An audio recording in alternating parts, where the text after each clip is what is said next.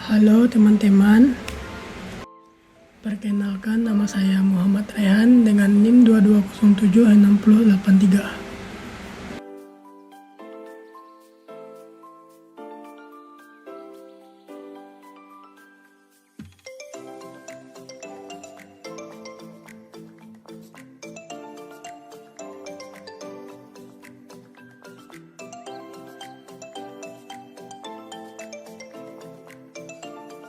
Apa yang terlibat dalam desain interaksi? Yang pertama adalah partisipan. Interaksi melibatkan dua atau lebih individu atau kelompok yang terlibat dalam pertukaran informasi. Yang kedua, pesan. Pesan adalah konten atau informasi yang disampaikan selama interaksi. Yang ketiga, konteks. Konteks adalah situasi atau lingkungan di mana interaksi terjadi.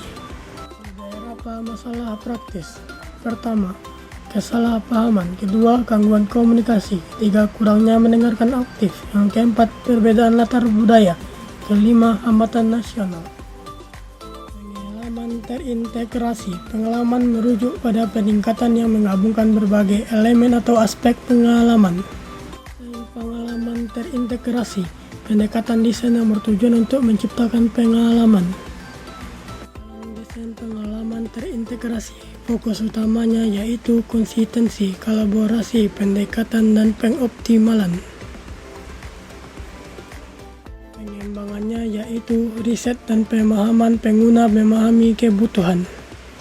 Yang kedua, perencanaan dan strategi, mengembangkan strategi desain pengalaman yang terintegrasi. Ketiga, desain interaksi dan visual, membuat wireframe, markup, dan prototipe interaktif untuk setiap titik kontak. Keempat, pengembangan teknologi, mengembangkan produk atau layanan digital menggunakan teknologi yang relevan. Materi selanjutnya, membangun kasus untuk UX yang lebih baik.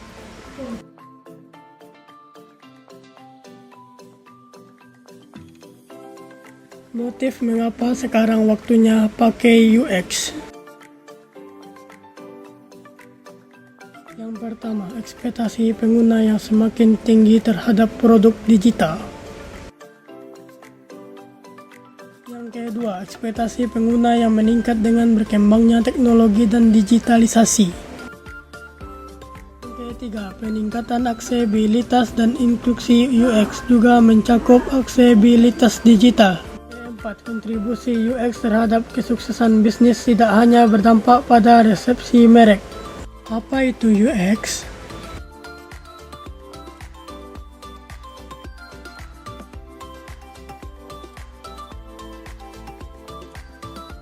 UX adalah pengalaman seseorang ketika berinteraksi dengan produk.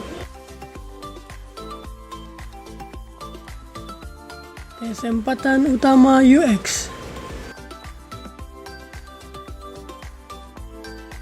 Pertama, meningkatkan produk dan layanan digital. Bisnis memiliki kesempatan untuk meningkatkan produk dan layanan mereka. Kedua, mendapatkan keunggulan kompetitif. UX yang unggul dapat menjadi pembeda utama di pasar. Ketiga, transformasi digital dan inovasi banyak perusahaan dalam berbagai sektor. Dukungan untuk UX yang lebih baik stakeholder. Pertama, penting untuk mengedukasi mereka tentang dampak UX terhadap metrik bisnis. Yang kedua, menghubungkan UX dengan tujuan bisnis untuk membantu tujuan bisnis yang lebih luas. Yang ketiga, gunakan data dan bukti empiris menggunakan data kuantitatif seperti analisis dan data pengguna. 4. Komunikasi yang efektif dan transparan. Komunikasikan rencana, progres, dan hasil UX. 5. Libatkan stakeholder dalam proses UX untuk berpartisipasi dalam workshop. Selanjutnya, dukungan untuk UX yang lebih baik dalam pendidikan. 1. Pendidikan dan pelatihan untuk pengembang dan desainer untuk menyediakan program pelatihan dan sertifikasi. 2. Kurikulum yang berfokus pada UX, memasukkan UX sebagai bagian dari kurikulum. 3. Pelatihan dan dukungan untuk guru agar mereka dapat memahami dan menerapkan prinsip-prinsip UX. Materi selanjutnya, dukungan untuk UX yang lebih baik mengukur untuk nilai bisnis.